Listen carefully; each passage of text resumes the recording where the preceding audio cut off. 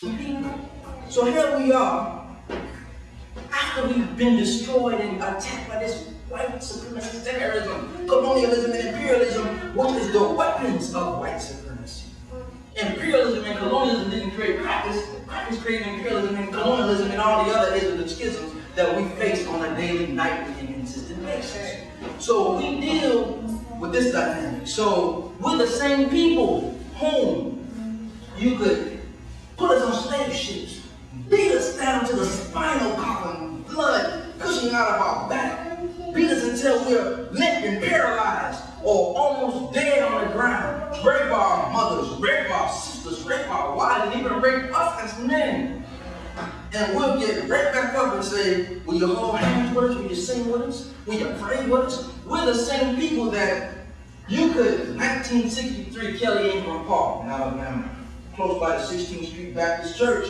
We're the same people whom you could actually take cannons, as they call them, cannons, meaning that it wasn't a hose. We need to get that correct. It wasn't a hose, but a cannon that these cracker firemen actually trained, because they asked to put out fires, and serious fires at that. We talk about one of the most powerful forms of nature, which is water. We know what tsunamis do. So imagine a hole with that almost similar kind of pressure. So powerful that it can rip the bark off a tree, and if you keep it long enough, it can tear the whole damn tree down. It tears limbs off a tree by one spray. By one actual spray of the water, it takes limbs off the tree.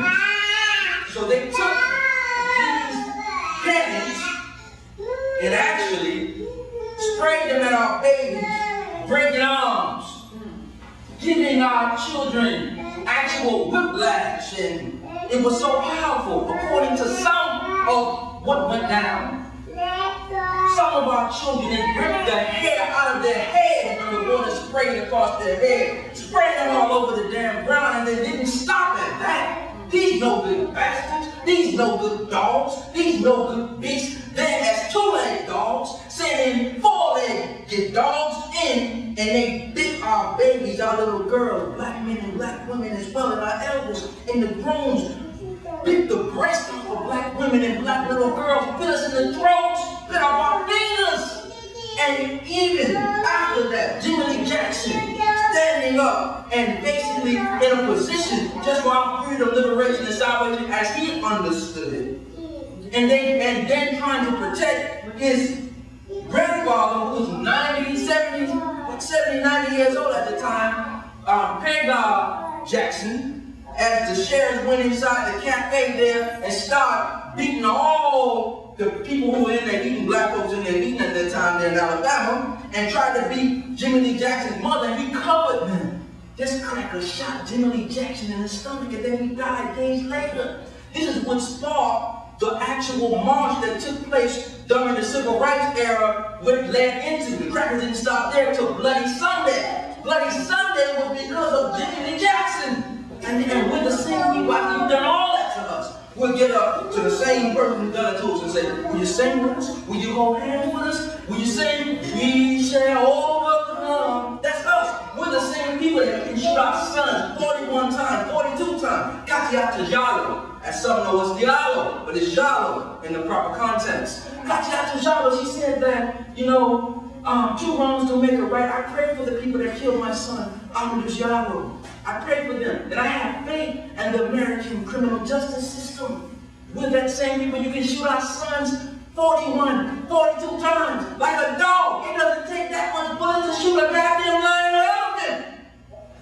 But when it comes to us, goddamn it, if the cracker kills a dog, he has sympathy for a dog. He will convict you for a dog.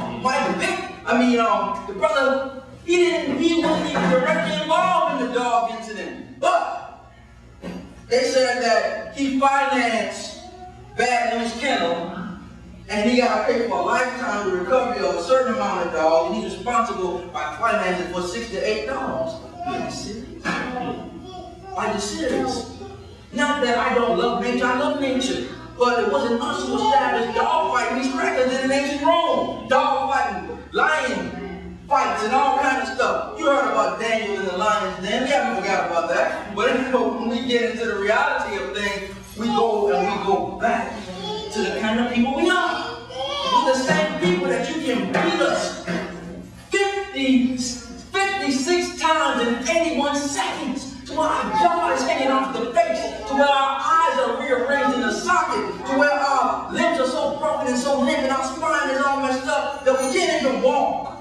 And we'll say, we get rid of and say, can we all just get along? We're all in this together, ain't we? That's us. So in that same spirit, we went into Europe after they had destroyed Kemet, had actually changed the color on the images on the wall. And they're still doing it today with that no good white terrorist so-called Arab, not a true Arab, but a white invading bastard by the name of Hollis, right there inside of Kemet, going inside the tombs and actually destroying and desecrating the tombs of my ancestors as the Kemetic people. Still doing it today. And then saying that the Kemites were not black people, they were not Africans, that they were other than black or African, that they were white and whatever else he wants to call it. That's terrorism.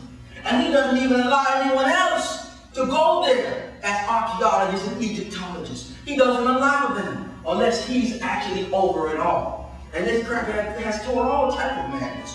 So when we get into this whole particular dynamic of this particular type of terrorism that we experienced, we went in there as Moors. After all the damage that was done, they had actually fallen so low that they went back into the cracker cave ages, almost like the Stone Ages that they call the Dark Ages. And I don't use that term dark because dark is beautiful, dark is powerful, black, brown, red, and yellow is beautiful. I don't use that term. Dark is the primordial origins of all things. The building block of all atoms is black, known as carbon, down to its fork and its peptide. When you go in the universe, dark matter is dominant, black holes. It's also known in physics as melanin.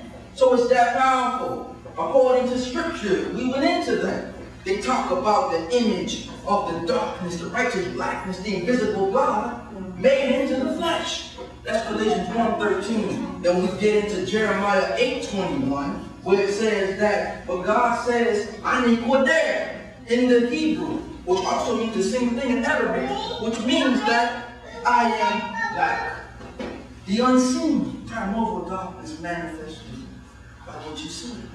So we get into this dynamic. We went in there and we felt that not everyone in the world should be at peace like we are and have harmony and have a built civilization. We wanted to share this. We thought that we could give these crackers some soul. So we developed a system known as alchemy, which means the science of the soul, or the black dot. And we went in there and taught them 33 principles, 33 degrees, and lift them up from a dead-like state to a living upright perpendicular, as one would say, on the square. We civilized these crackers, and then we established cement roads inside of Spain. We established lighting systems, toilets. These crackers didn't know what a toilet was at that time, so he was doing his number one and number two, right where he slept, right on the ground, and right where he bathed.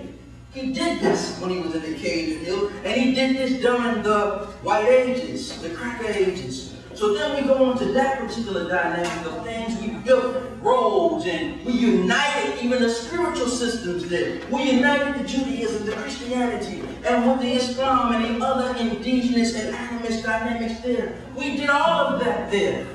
And then with the cracker, they said, well, damn. We realized that we can't live without indigenous people, without black people. So what we will do is, damn, we said these people are gods. They believed and looked at us as if we were gods, they said. They said, wow, this must be God. So they, through their terrorist cracker mind, said, but what can we do to oppress God? They wanted to find a way where they could, through their white supremacist madness, find a way where they could oppress that power and intelligence and intellect and building dynamic that we have. And that's what their white supremacy, colonialism, and imperialism is all about. That particular dynamic. So, this is how the transatlantic slave trade was conspired. So when the Moors went into Spain from 300 to 711 AD and leaving in the 1400s, it was at that time that the transatlantic slave trade began to spark and to start, which was not one of, but the worst forms of terrorism in history in our story. We've lost over 250 million lives in the transatlantic slave